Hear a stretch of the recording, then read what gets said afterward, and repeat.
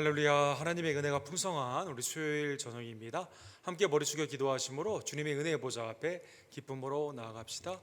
사랑과 자비가 풍성하신 하나님 아버지, 하나님께서 우리를 구원고자 독생자 예수 그리스도를 보내주시고 그의 아름다운 순종과 대속의 십자가의 죽음과 부활을 통해 하나님의 아들 딸로 삼아주심에 진심으로 감사를 드립니다. 오직 우리에게 주신 믿음의 그 은총을 잊지 아니하며 그리스도와 함께 동행하고 하나님을 영화롭게 하는 하나님의 복된 종들, 특별히 9월 가을의 절기에 하나님의 은혜 안에서 성령의 열매와 의와 평강의 열매와 전도와 사역의 풍성한 열매가 나타나는 주님 앞에 칭찬받는 충성된 종들 될 수 있도록 역사하여 주시옵소서.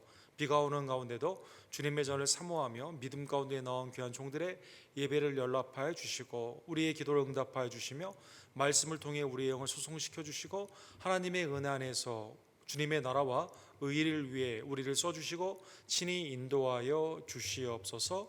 예배의 시종일관을 온전히 주님 앞에 부탁드리며 살아 역사하시며 우리를 위해 중보하시는 우리의 구원주 예수 그리스도의 이름으로 간절히 기도드립니다. 아멘.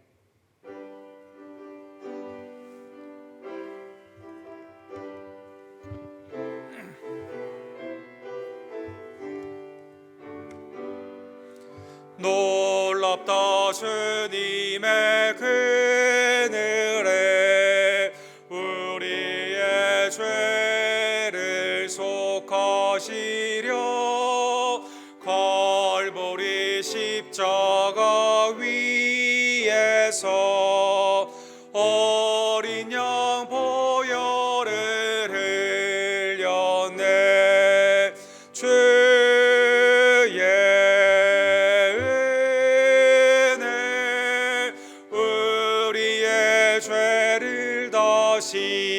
씻었네. 주의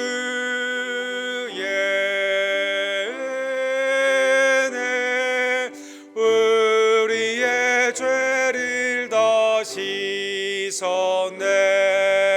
죄악은 성난 파도같이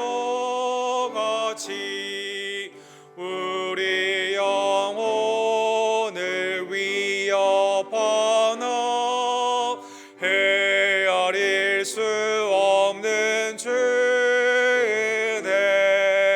십자가에서 보이셨네. 죄의 은혜 우리의 죄를 다 씻었네. 주의 은혜 우리의 죄를 다 씻었네. 죄악에 물든 영혼들을 주께서 피로 씻으시네.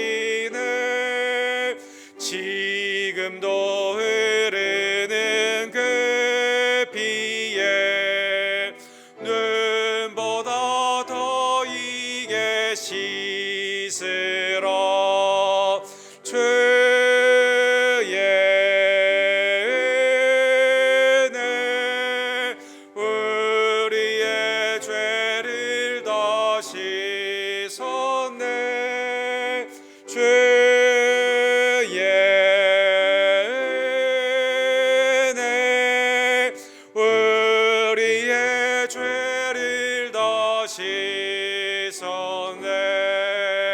피할 수 없는 그 은혜를 믿는 자에게 거저주네. 형제여 주 앞에 나와서 더 지체 말고 곧 받으라. 주의 은혜 우리의 죄를 다 씻었네. 주의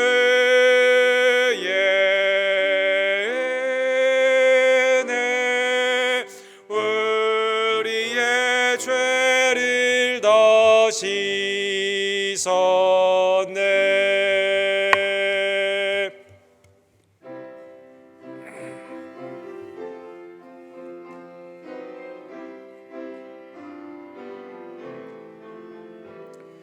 주의 곁에 있을 때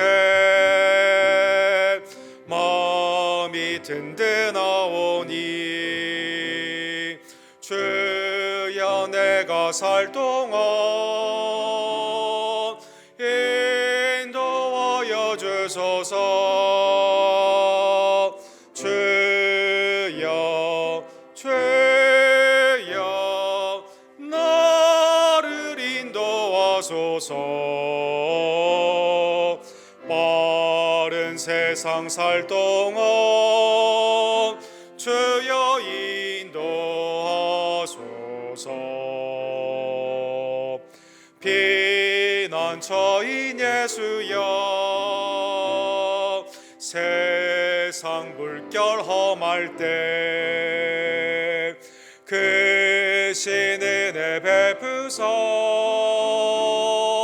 너를 숨겨주소서. 주여 주여 나를 인도하소서. 빠른 세상 살 동안 주여 인도하소서. 세상 풍파 지난 후 영화로운 나라와 눈물 없는 곳으로 들어가게 하소서. 주여 주여 나를 인도하소서. 빠른 세상 살 동안 주여 인도하소서. 주여 주여 나를 인도하소서. 주여 주여 나를 인도하소서. 빠른 세상 살 동안 주여 인도하소서. 아멘. 우리의 영원한 안식처가 되시며 은신처가 되시는 하나님의 은총에 진심으로 감사를 드립니다. 우리를 구원하시되 우리의 공로가 아닌 독생자 예수 그리스도의 십자가와 부활의 공로로 우리를 구원하여 주심에 감사를 드립니다. 오직 믿음 가운데 하나님을 영원롭게 하며 그리스도와 동행하며 성령의 충만함을 받는 주의 종들을 낼 수 있도록 역사하여 주시옵소서. 혼란과 핍박 가운데서도 복음을 증거하는 교단의 외주와 대지의 선교사님들에게 주의 은혜를 충만케 하여 주시며 특별히 김성호 선교사님, 아랍에미리에 대해서요, 조재면 목사님, 모로코에 사역, 우리 데이비 김 목사님의 다민족의 하나님의 은혜의 사역들을 축복하여 주시기를 간절히 원합니다. 미약한 우리들을 선교 가운데 써주심에 감사를 드립니다. 기도와 후원과 동참으로 함께하기를 원할 때 특별히 준비하는 아쿠나 미션 가운데 주께서 함께하여 주시옵소서. 주님의 몸된 교회의 가을의 사역을 축복하여 주시옵소서. 시작하는 순모임과 또 말씀의 훈련, 또 선교회와 각 지체들의 모임 가운데 주께서 함께해 주시고 말씀과 기도로 하나님 안에서 한 마음을 품으며 믿음 가운데 주님을 영원롭게 하는 주의 종들의 모임들이 될 수 있도록 주님 역사하여 주시옵소서. 그리스도의 편만하신 은혜가 연약한 우리 지체들 가운데는 영역간의 강건함의 축복으로 특별히 이서문 목사님, 또 한규 형제, 이희종 원사님, 이분이 어머니, 이수연 자매님, 조교 집사님과 신현아 집사님 하나님의 강건의 축복으로 함께해 주시기를 간절히 원합니다. 예수님을 믿으며 세례를 받으며 입교하는 모든 지체들을 하나님 축복하여 주시옵소서. 그리스도 안에서 말씀의 왕성함과 성령 안에 있는 부흥의 역사로 하나님 우리 교회를 긍휼히 여겨 주시옵소서. 주여 삼창 우리 그 외치고 주께 나갑시다. 주여 주여 주여. 사랑과 지배가 풍성하신 하나님 아버지, 주님의 은혜에 진심으로 감사를 드립니다. 하나님의 놀라우신 현현하심의 구원의 은총을 우리의 공로가 아닌 독생자 예수님의 순종과 십자가의 죽음과 부활로 말미암아 허락하여 주심에 감사를 드립니다. 오직 믿음으로밖에 구원받을 수 없음을 깨달으며 오직 믿음, 오직 은혜, 오직 말씀 가운데 하나님 안에서 하나가 되며 부흥하는 우리 언덕교회 모든 지혜들 낼 수 있도록 주님 역사하여 주시옵소서. 가을의 절기에 찬 기운으로 말미암아 결실의 때를 깨닫게 해주심에 진심으로 감사를 드립니다. 생사호복의 중환자가 되신 하나님 앞에 마지막 때 성령의 열매와 사역의 열매와 의와 평강의 열매로 주님 앞에 나아가는 하나님의 백성들 낼 수 있도록 주님 역사하여 주시옵소서. 시작하는 순모임과 하나님의 은혜 가운데 있는 말씀의 사역 위에 주님께서 함께하여 주시고 예수님을 영접하며 세례를 받으며 입교하는 하나님 안에서 아름답게 확장되는 우리 교회가 될 수 있도록 부흥의 복된 은총을 더하여 주시옵소서. 외조와 대지의 선교사님들에게 주의 은총을 더하여 주시며 특별히 김성호 선교사님의 아랍에미리트와 조재맨 목사님의 모로코의 사역, 하나님의 은혜 가운데 있는 데이비 김 목사님 다민족의 사역과 아쿠나 미션의 준비 가운데 주께서 함께해 주시기를 간절히 원합니다. 하나님의 은혜 가운데 학업 가운데 승리하는 우리의 자녀들 낼 수 있도록 역사해 주시고 날마다 이웃간의 강건함을 입으며 주님의 전하나와 하나님의 은혜를 선포하며 믿음 가운데 동역하는 우리 언덕교회 모든 지혜들 낼 수 있도록 하나님 역사하여 주시옵소서. 아멘.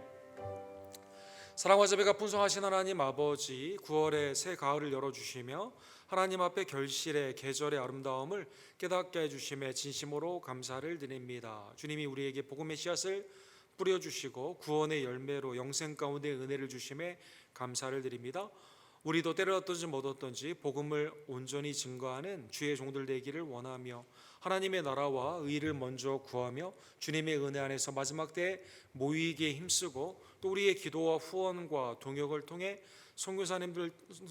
선교사님들의 사역을 통해 주님의 나라가 확장되는 데 쓰임받을 수 있도록 하나님 함께하여 주시옵소서. 예역간의 강건함의 축복을 우리의 지체들에게 허락하여 주시며 내게 주신 은사와 달란트와 또 내게 주신 믿음을 소중히 여기며 주님을 위해 충성으로 나아가는 잘했다 칭찬받는 주의 종들 낼 수 있도록 하나님 역사하여 주시옵소서. 우리의 자녀들에게 믿음의 유산을 물려주는 복된 세대가 되기를 간절히 원합니다. 학업 가운데도 승리할 수 있도록 하나님의 지혜와 총명으로 충만케 하여 주시고 오늘도 말씀을 사모하며 은혜 가운데 나온 모든 지혜들에게 하늘문을 여시고 하늘의 신령한 복으로 이 시간 은혜를 베풀어 주시옵소서. 예수 그리스도의 이름으로 간절히 기도합니다. 아멘. 하나님의 은혜의 말씀, 오늘 사무엘상 다윗을 두려워하는 사울의 하나님의 은혜의 말씀을 함께 상고하기를 원합니다. 18장 6절에서 12절 하나님의 은혜의 말씀 우리 함께 한 절씩 상고하기를 원합니다. 교독합시다. 사무엘상 강의 12번째 18장 6절에서 12절. 무리가 돌아올 때 곧 다윗이 블레셋 사람을 죽이고 돌아올 때 여인들이 이스라엘 모든 성읍에서 나와 노래하며 춤추며 소고와 경쇠를 가지고 왕 사울을 환영하는데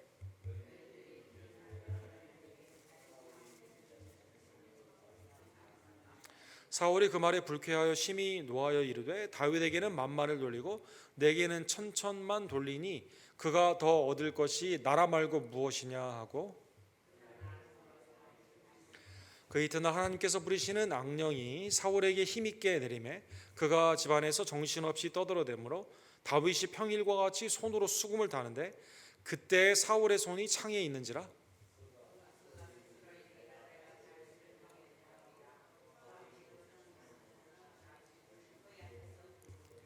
같이 읽겠습니다.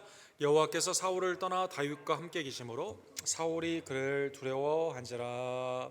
아멘.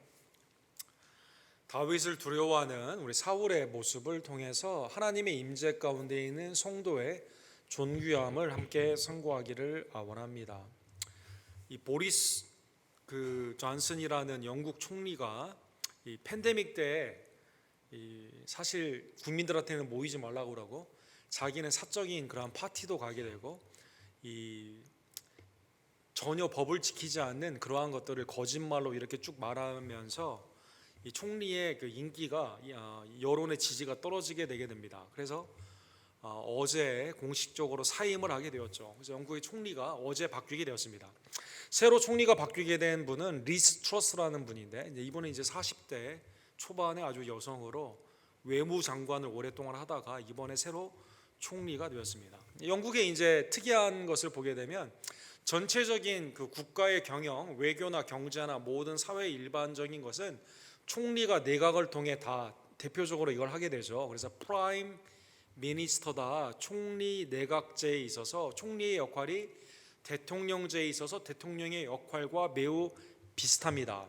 그런데 그 형식만 오늘날에는 남아 있지만 그래도 국왕 체제에 있기 때문에 이 사임하는 영국의 총리도 여왕에게 가서 사임의 허락을 받아야 되고, 또 국민이 투표를 해서 뽑았지만 이 새 총리도 여왕이 허락을 해줘야만 됩니다. 그래서 지금 여러분 엘리자베스 2세 여왕 1926년생이시죠. 그러니까 지금 96세 이렇게 되셨는데, 이분이 언제 때부터 이 총리를 허락하고 그 다음 총리에게 또 넘기고 이런 걸 하셨냐면 윈스턴 처칠 때부터 1951년부터 이렇게 이제 지금 이것을 하고 있습니다. 그래서 이분을 통해서 15명의 총리가 이렇게 바뀌게 되는, 총리는 계속 바뀌는데 여왕은 그대로 있는 오늘날의 국왕제의 모습의 그 상징성을 지금도 보여주고 있습니다.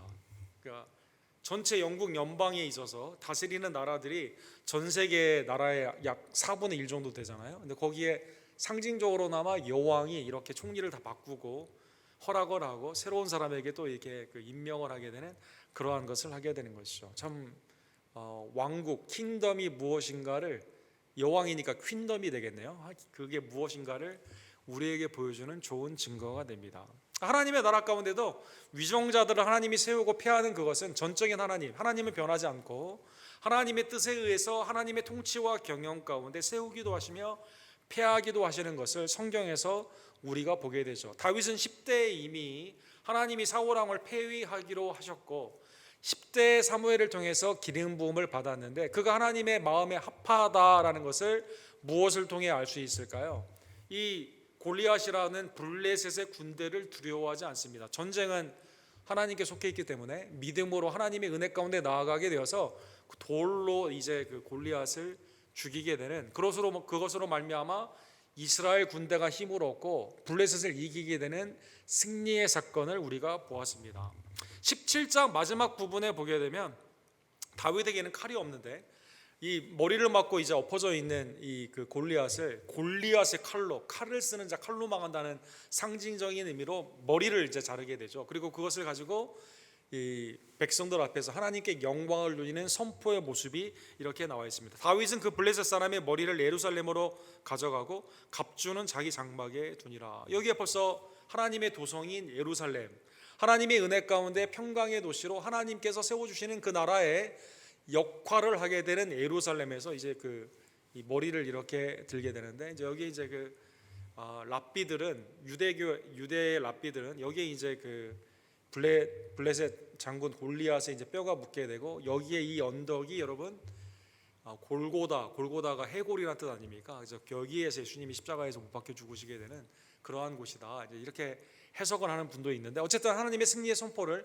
이제 하나님의 은혜 가운데 여기에서 이제 그 골리앗의 머리를 들게 되는 이 모습이 이렇게 나와 있습니다. 자, 이제 골리앗을 이기게 되니까 다윗이 이제 요나단과 절친의 언약을 하게 되죠. 18장 초반에 나옵니다.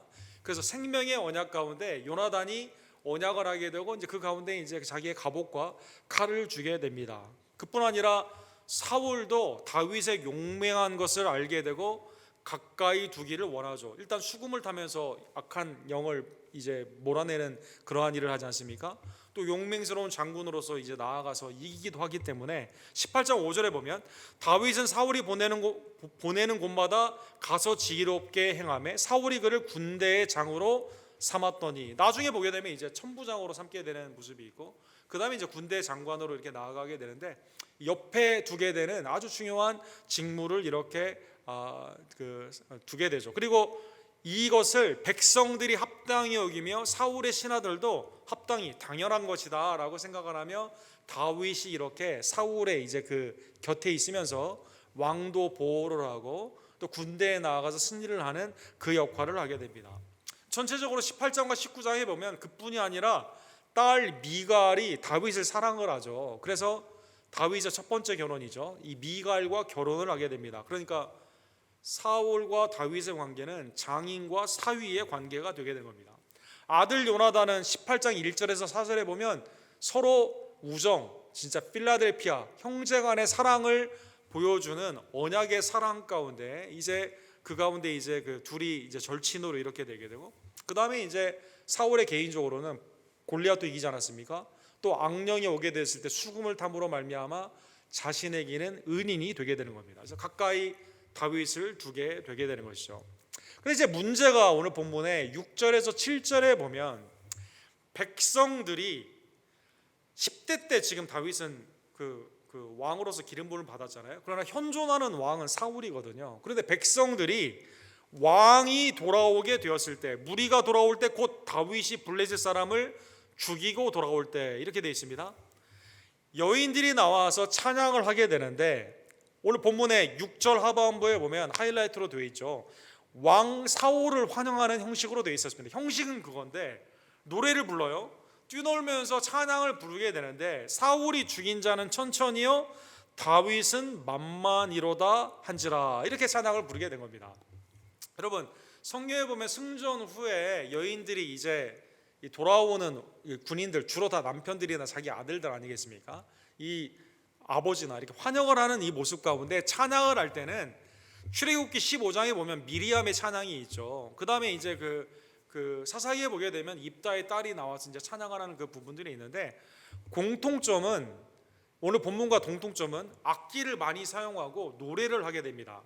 다른 점이 있습니다. 오늘 본문의 특이한 점은 오늘 본문에 여인들이 찬양을 할 때 안타깝게도 하나님께서 하신 그 놀라운 은혜의 사역을 찬양한 게 아니라 다윗의 용맹, 다윗이 이렇게 승리할 때 만만을 쳐주겠다, 승리의 공로가 다윗에게 있음을 다윗 중심의 찬양을 드렸다는 것입니다. 뭐 다윗이 그렇게 하라고 한 건 아니죠. 그러나 골리앗을 이기고 그 가운데 백성들이 나가 승리했기 때문에 아마 그 공로를 다윗이 했다는 것에 중점을 두게 됩니다. 하나님을 찬양했으면 좀 좋았을 텐데 오늘 다윗은 만만, 사울은 천천 이렇게 비교급으로 찬양을 했다는 것입니다. 자, 그러면 개인적으로 은인이고 또 다윗이 블레셋을 이겼기 때문에 그 골리앗을 이겼기 때문에 사실 사울도 자기의 소명 가운데 자기가 나가서 했어야 되는데 그렇게 하지 않았지 않습니까? 그래서 사실은 사울이 이것 가운데 좀 너그럽게 좀 그 아들뻘 나이지 않습니까? 그러니까 잘했다, 다윗에게 이렇게 하는 건 당연하다 이렇게 했으면 좋았을 텐데 8절에 보면 감정이 오늘 본문에 나와 있어요. 그 말을 불쾌하여 심히 놓아요. 불쾌하게 여긴 거죠. 내가 받아야 되는 영광인데 왜 다윗이 받냐라고 다윗의 실질적인 자기에게 은인이 된 것을 잊어버리게 됩니다. 또 사실 이것은 궁극적으로 하나님이 주신 승리 아닙니까? 근데 여기에 대한 생각을 잊어버리고 감정적으로 비교하죠. 아들뻘 사람과 비교를 하죠. 굉장히 기분이 안 좋습니다. 그래서 노하게 됩니다. 그리고 이렇게 말합니다. 다윗에게는 만만을 돌리고 내게는 천천만 돌리니 그가 더 얻을 것이 나라 말고 무엇이냐. 사실 천천도 과분한 거죠. 사울은 전쟁에 이렇게 특별하게 윤곽을 드러내지 못했거든요. 요나단이나 다윗이 사실은 요나단이 먼저 경비들을 이겼고 다윗이 골리앗을 이기지 않았습니까? 근데 이제 기분이 매우 불쾌해요. 화가 나요. 그 다음에 뭘 생각하냐면 내 왕권이 위협을 받겠구나라고 생각을 하게 되는 겁니다. 이게 사울의 마음이 너그럽지 못하고 굉장히 소심하며 아주 그냥 좁쌀만한 그 마음이 이제 이 가운데 나타나게 되는 것이죠.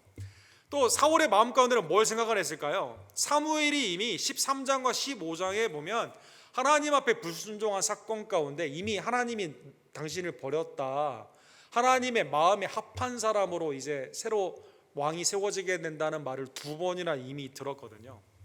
17장에 다윗의 승리가 그게 아마 기발점이 됐다, 야 이게 현실이 되는구나, 마음의 위협을 느꼈을 것입니다. 또 백성도 다 기뻐하고 또 사울의 다른 신하들도 다윗이 이렇게 승승장구하는 것에 대해서 합당히 여기게 되니까 여기에 대한 두려움이 있게 되는 것이죠. 사랑하는 성도 여러분, 사무엘상 9장 16절에 보면 사울은 이 사건을 통해서 사실은 자기의 소명감을 돌아봐야만 됩니다. 왜 불안하고 시기 가운데 이 노한 마음이 생기게 될까요? 궁극적으로 다윗을 나중에 죽이는 데까지 가는 죄의 연속이 왜 유발되게 될까요? 그것은 사울이 처음에 자기가 하나님 앞에 어떻게 부름을 받았는지 그 소명을 잊어버렸기 때문이다라는 것입니다. 사무엘상 9장 16절에 보면 사울의 기름 부음을 받는 그 장면에서 너는 그에게 기름을 부어 내 백성 이스라엘 지도자로 삼으라. 그가 내 백성을 블레셋 사람의 손에서 구원하리라. 그렇죠. 사울은 용모가 뛰어나고 머리가 하나, 어깨 위에 머리가 하나 더 있는 것처럼 키가 큰 사람 아니었습니까? 또 처음에는 겸손하고 부모님에게도 효를 행하고 이 주님의 종 사무엘에게도 굉장히 존귀한 마음, 겸손의 마음이 있지 않습니까? 근데 자기가 궁극적으로 왕이 된 그 이유는, 어젠다가 되는 이유는 백성들이 우리를 위해서 전쟁에 나가기를 원하는 거였거든요. 또 하나님도 거기에 대해서 허락하시며 블레셋에서 구원하라고 사실은 사울을 불렀거든요. 이때 하나님의 은혜 가운데 내가 베냐민 집하고 힘이 없는데 되겠습니까? 겸손으로 왕의 기름 부음을 받았던 사울의 처음의 소명, 그리고 사명은 뭐예요? 블레셋과 나가서 싸워서 이겨야 되거든요. 근데 자기는 불순종합니다. 아각과 같이 아주 연약한 사람들은 죽이고 좋은 것만 가져오는 하나님 앞에 불순종하며, 그러나 골리앗 앞에는 나가지 못하는 그의 모습 가운데 소명의식이 없다 보니까 이 일을 실제로 행한 사람에 대해서 감사도 표하지 않고 존경도 표하지 않는 매우 아주 죄 가운데 이제 마음 가운데 감정을 다스리지 못하는 그 모습으로 나타나게 되는 것입니다. 여러분, 아스기네스라는 유명한 영국의 우리 신학자죠. 이분이 쓰신 너무나 유명한 책이죠. The Call, 소명이라는 그 책에 보게 되면 하나님이 나를 어디에서 어디로 구원하셨는가, 첫 번째 소명은 우리의 성도의 구원의 소명이죠. 하나님의 나라와 의를 구하게 되면 죄인이 아니라 하나님이 나를 의롭게 하셨다는 그리스도로 말미암아 성도로 불러주시고 제자로 불러주시고 은사와 달란트를 주셔서 하나님의 은혜의 사역자로 불러주신 왕같은 제사장의 그 사역으로 불러주신 그 소명, 이게 가장 중요한 소명인데 이걸 잊어버리면 어떻게 됩니까? 믿지 않는 사람과 똑같이 살아가게 되는 것이죠. 육신의 정욕과 안목의 정욕과 이상의 자랑 가운데 우리가 나아가게 되는 것이죠. 또 하나님이 우리에게 주시는 vocation, 직업의 소명, 하나님의 빛과 소명으로 영광의 도구로 사용받아라는 직업의 소명을 잊어버리면 어떻게 됩니까? 그러면 가정 안에서 아버지 됨, 어머니 됨, 또 부모님이 모시는 자에게는 자녀 됨, 직장에서 하나님의 은혜 가운데 하나님을 위해서 열심히 신성노동하는 직장에서의 소명을 잃어버리게 되면 똑같이 되는 거죠. 자기를 사랑하고 돈을 사랑하고 이생에 있는 연락 가운데 살아가는 모습으로 나아가게 된다는 것입니다. 그래서 오늘 본문에 사울이 하나님이 자기를 불러주신 소명과 보내주시는 사명을 잊어버리게 되었을 때 뭘 생각해요? 왕권을 유지하고 싶거든요. 이 영광을 내가 계속 유지하고 싶거든요. 위협하는 사람이 있으면 죽이고 싶습니다. 권력이 타락을 하게 되는 그 모습으로 나아가게 된다는 것입니다. 사랑하는 성도 여러분, 하나님이 이때 오늘 본문의 9절과 10절에 보면 회개하지 않고 소명을 잃어버리고 악가운데 치닫는 이 사울의 이 마음밭, 여기에 악신, 악령을 보내주십니다. 그날 이후로 사울이 다윗을 주목하더라. 그래서 언제든지 제거하려는 생각을 하게 되는 거죠. 그 이튿날 하나님께서 부리시는 악령이 사울에게 힘있게 내리매 그가 집안에서 정신없이 떠들어대므로 다윗이 평일과 같이 손으로 수금을 타는데 그때 사울의 손에 창이 있었더라. 이미 사무엘상 16장 14절에 보면 하나님 앞에 연속적으로 불순종했던, 그래서 순종이 제사보다 나은데 이 하나님 앞에 불순종하던 이 사울에게 하나님이 악령을 보내줘. 여호와의 영이 사울에게 떠나고 여호와께서 부리시는 악령이 그를 번뇌하게 하는지라. 처음에는 번뇌 수준이었어요. 수금을 타면 나갔어요. 그러나 지금은 마음밭이 다윗을 감정 가운데 불쾌하게 여기며 노하게 여기며 죽이려는 생각을 하고 있는, 주목할 기회를 보고 있는 창이 있는데 수금을 타도 악령이 안 나가요. 왜? 점점점 악령 가운데 점점 영향을 받는다는 것입니다. 사랑하는 성도 여러분, 성경에 보면 하나님은 악령도 때로 사용하신다는 하시는 것을 볼 수가 있습니다. 대표적인 게 사사기 9장에 보게 되면 아비멜렉이 이스라엘을 다스린 지 3년에 하나님이 아비멜렉과 세겜 사람들 사이에 악한 영을 보내심에 세겜 사람들이 아비멜렉을 배반하였으니, 그렇죠? 기드온 이후에 이제 아버지가 나의 왕이다라는 이름 가운데 이 30명의 그 자기의 형제들을 죽인 이 사람에 대해서 이제 점점점 벌어지게 되는 자중지장으로 멸망을 하는 그 사건 가운데 하나님이 이 일을 누구를 통해 하십니까?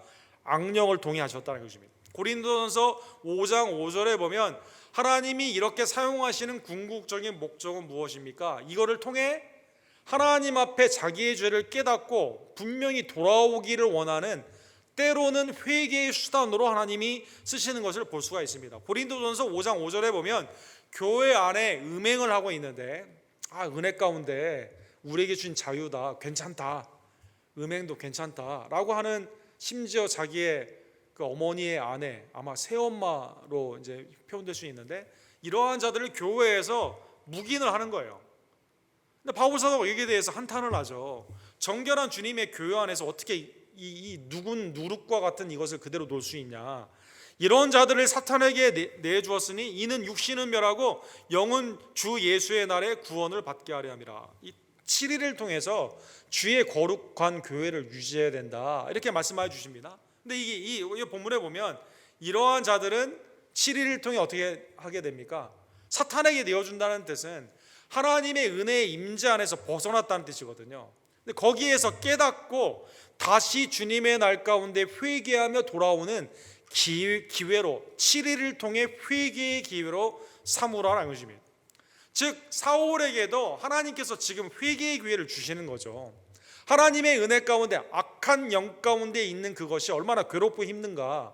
자기의 죄가 왜 하나님의 영이 떠나고 악한 영이 들어왔을까? 하나님이 부리시는 것을 본인도 알고 그 신하들도 알고 다윗을 통해 찬양 가운데 나아가야 되는 그 은혜 가운데 깨달을 수 있는 기회가 수없이 많이 있었는데 사울은 그것을 깨닫지 못하고 죄 가운데 계속 나아갔다라는 것입니다. 그래서 오늘 본문에 보면 11절에 보면 혼자 막 떠들고 다니는 거예요. 주체를 할 수가 없습니다. 딱 보니까 창이 있어요. 창이 있으니까 다윗이 앞에 있어요. 수금을 타는데 악신이 안 나갑니다. 이번에는 악으로 점점 치닫게 되었을 때 그걸로 안 돼요. 악 가운데 창을 던져가지고 이제 다윗을 죽이려고 하게 되는 것이죠. 그래서 본문에 보면 11절에 보시면 그가 스스로 이르기를 내가 다윗을 벽에 박으리라 하고 사울이 그 창을 던졌으나 다윗이 그 앞에서 2번 피하였더라. 창을 던졌는데 여러분 그 기골이 장대한 사울이 던졌는데 다윗이 그걸 피한, 그것은 하나님의 은혜죠. 하나님의 은혜를 피하게 된 거죠. 우리가 생각해 볼 수 있는 것은, 그러면 하나님이 부리시는 악령이 그에게, 악신이 그에게 임하여 강하게 임했다. 그러면 사울의 입장에서 이건 내 뜻이 아니라 악령이 나를 그렇게 한 거다, 이렇게 핑계댈 수 있을까요? 예를 들어 폴 투니라고 하는 기독교 심리학을 연 유명한 분이 이제 여기에 대해서 성도를, 아니면 하나님의 형상과 모양으로 창조된 자를 악신, 사탄, 악령, 마귀 소유할 수 있냐, 여기에 대한 질문을 해볼 수가 있습니다. 예를 들어 오늘 본문에 보면 혼자 자기도 무슨 말 하는지 모르게 떠들었지 않습니까? 인격적으로 내가 결정할 수 있는 게 불가능해요. 만약에 법정에 쓰게 된다면 오늘날 미국 법정에서도 많이 인정을 되는, 그때 나의 상태가 내 스스로 판단을 할 수 없는 미친 상태였다. 그러면 여러분 어떤 죄는 그냥 그러냐 그러면 정신병원으로 보내고 감옥으로 보내지 않지 않습니까? 악신이 소유될 수 있느냐? 사울의 입장에서 그러면 내 책임이 아니라 악한 영 사탄이 잘못된 겁니다, 이렇게 말할 수 있냐? 반대로 악신의 영향을 많이 받은 거냐?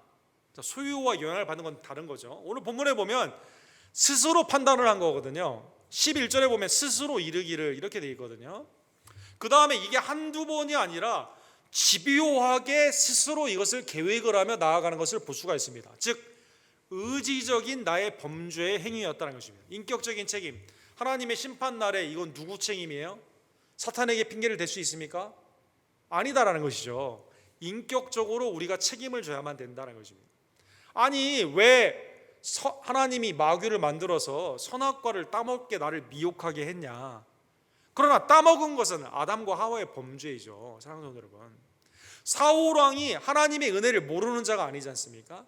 하나님의 은총 가운데 있었지만 그러나 자기가 죄 가운데 회개하지 않는 강팍한 심령으로 가게 되었을 때 악의 영향을 점점점 많이 받게 되면서 다윗에게 창을 2번이나 던지게 되고, 사랑하는 성도 여러분, 더 나아가 오늘 본문 후반부 25절에 보면 이번에는 무슨 생각을 해요?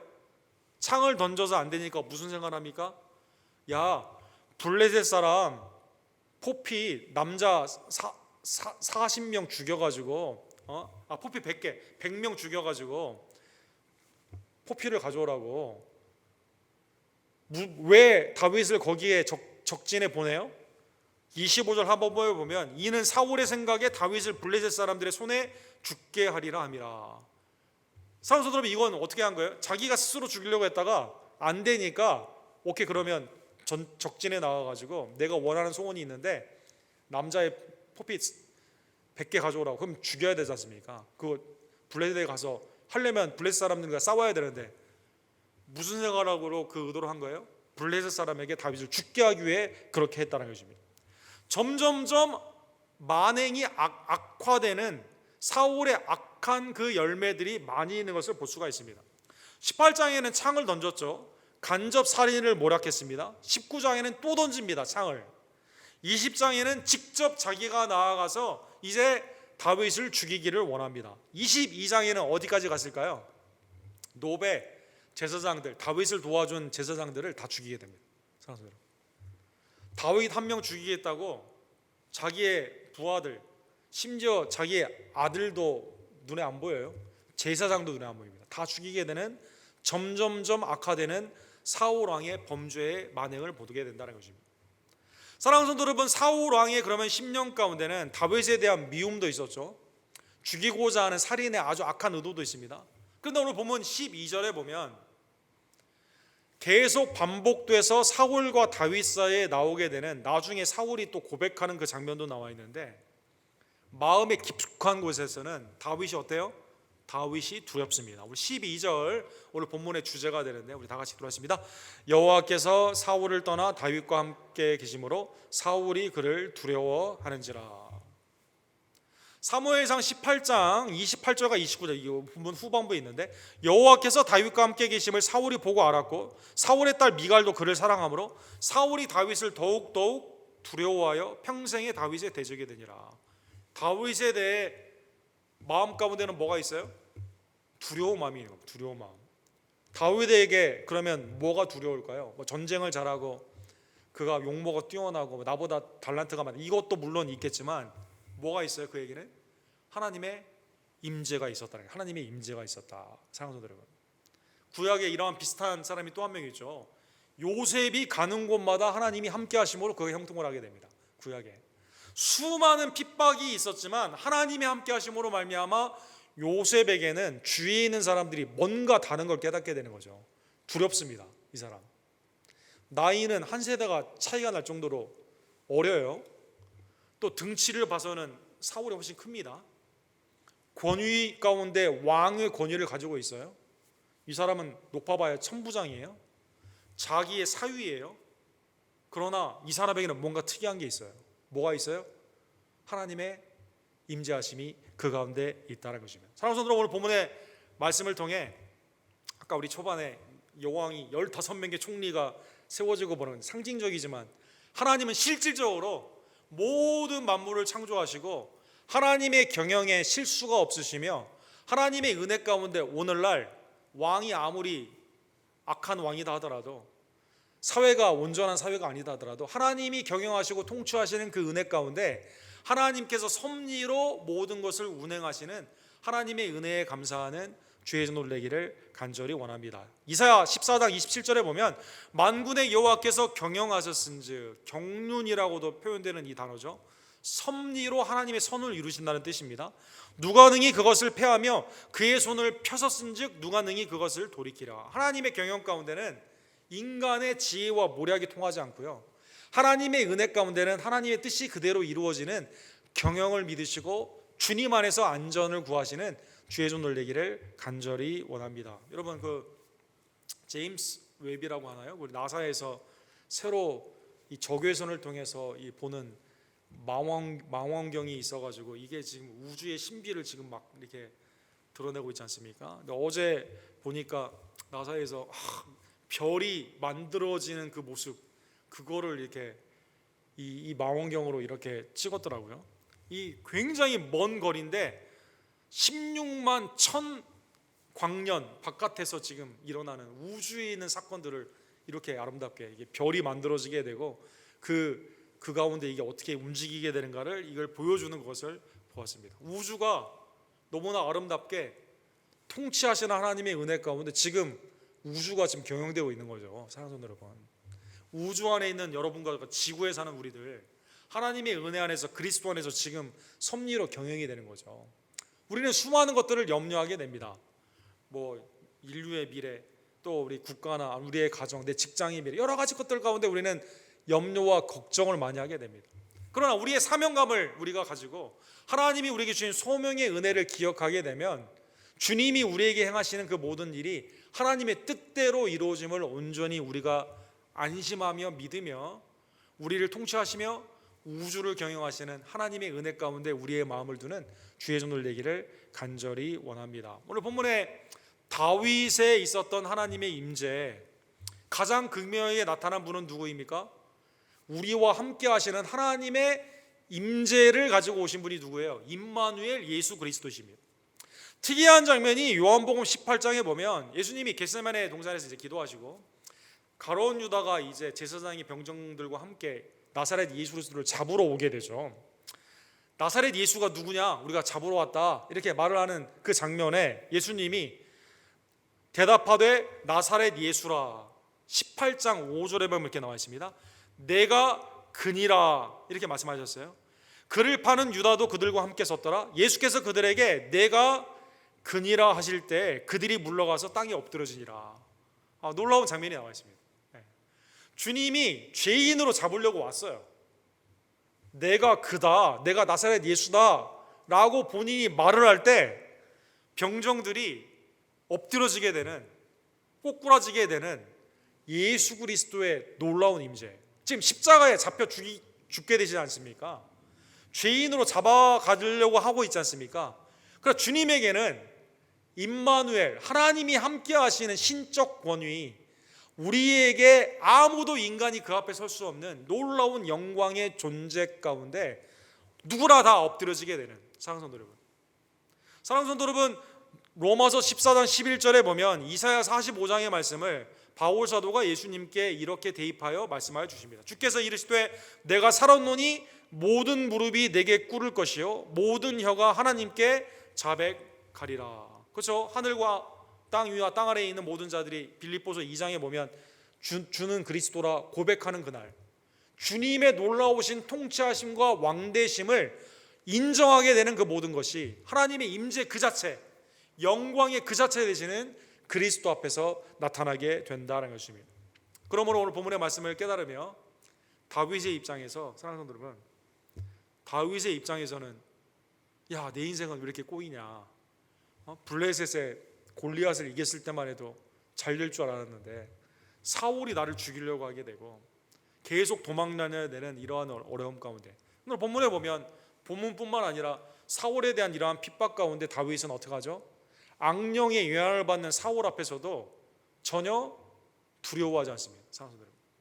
전혀 그 가운데 사울에 대해서 해를 끼치려고 한다던가 보복을 하려고 한다던가 죽이려는 기회가 수없이 있었지만 주님의 종에 대한, 하나님이 세운 왕에 대한 존경심으로 계속 그를 높이는 모습을 볼 수가 있는 것이죠. 즉 고난 가운데서도 하나님의 임재, 하나님을 향한 경외의 마음을 잃지 않고 주님이 원하시는 그 방법으로 순종으로 나아갔다는 것입니다. 잠언 3장 3절과 4절에 보면 마지막입니다. 인자와 진리가 내게서 떠나지 말게 하고 그것을 내 목에 매며 내 마음판에 새기라.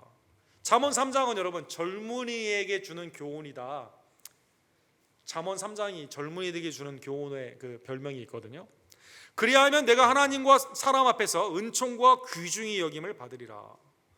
하나님 앞에서 사람 앞에서 진정으로 인정을 받는 건 뭘까요? 인자와 진리가 내 안에서 떠나지 않는 거죠. 사탄의 방법인 거짓말, 아니면 사람의 영광을 쫓는 그러한 정욕, 이러한 것이 아니라 인자와 진리 가운데 하나님 앞에 온전히 서게 되면 하나님과 사람 앞에서 귀중히 여기심을 받는다는 것입니다. 디모데전서 4장 12절과 13절에 보면 이제 안수할 때 불릴 때 일어나는 하나님의 은사가 디모데에게 있어야 되는데, 디모데가 나이가 어리니까 에베소 교회에서 이 디모데의 사역에 방해가 되는 거예요. 나이가 어리다는 것 때문에 일을 잘 도와주질 않습니다. 이때 바울 사도가 그의 옥중서신에서 디모데전서 4장 12절과 13절에 보면 누구든지 내 연소함을 업신여기지 못하게 하고, 연소함으로 업신여김을 당하지 말라는 것이죠. 그러면 연소함으로 다윗과 같이 연소함으로 업신여기지 당하지 않는 방법은 뭘까요? 내게 준 어떤 무기를 쓰는 겁니까? 육신적인 방법을 쓰는 겁니까? 그게 아니라 오직 말과 행실과 사랑과 믿음과 정절에 있어서 믿는 자에게 본이 되어 내가 이를 때까지 읽는 것과 권하는 것과 가르치는 것에 전념하라. 말과 행실과 사랑과 믿음과 정절에 본을 보이는 것이다. 사랑하는 성도 여러분, 그래서 여러분, 신앙 가운데 있으면 나이가 굉장히 어린데 함부로 할 수가 없는 하나님의 임재가 그 가운데 있으면 우리가 그 앞에서 굴복을 하게 되는 거죠. 반대로 아무리 세상 권력을 가지고 있는 왕이다 하더라도 하나님의 임재가 없어요.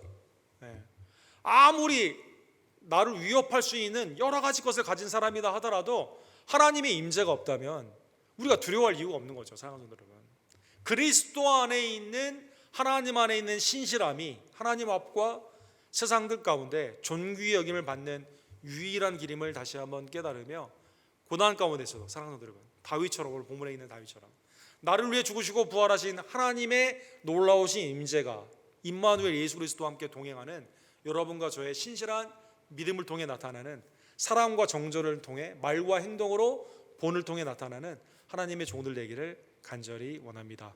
사랑과 자비가 풍성하신 하나님 아버지, 우리가 무명이고 무익하지만 그리스도 안에서 우리에게 영광의 존귀를, 예수 그리스도를 믿는 그 믿음 안에서 하나님의 말씀에 순종하는 신실함 가운데, 또 말과 행위와 사랑과 정절과 믿음 가운데 본이 되는 신실한 주님의 종됨의 모습을 통해 우리에게 허락하여 주심에 진심으로 감사를 드립니다. 인자와 진리가 우리의 마음판에 새겨져 떠나지 아니하며 그것이 곧 하나님 안에서 존귀의 여김을 받음을 다시 한번 깨닫고, 어떠한 경우에도 두려워하지 아니하며 믿음을 지키며 하나님의 은혜의 방법으로 주님을 영화롭게 하는 다윗과 같은 복된 신앙 될 수 있도록 주님 역사하여 주시옵소서. 하나님, 우리의 심령과 우리의 가정과 이 땅에 있는 교회의 모든 사역들, 또 하나님의 우주의 모든 경영이 하나님의 선하신 손길이 있음을 깨달으며 주님 앞에 모든 것을 의탁하고 우리는 오직 내게 맡겨진 사역들을 온전히 감당하는 하나님의 종들 될 수 있도록 신실한 복된 은총을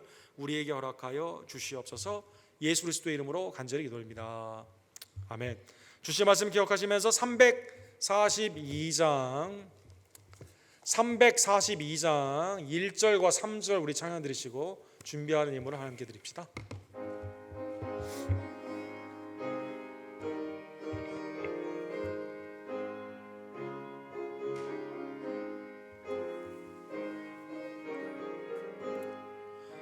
너 시험을 당해 죄 짓지 말고 너 용기를 다해 고물리처럼 너 시험을 이겨 새 힘을 얻고 주 예수를 믿어 늘 승리하라.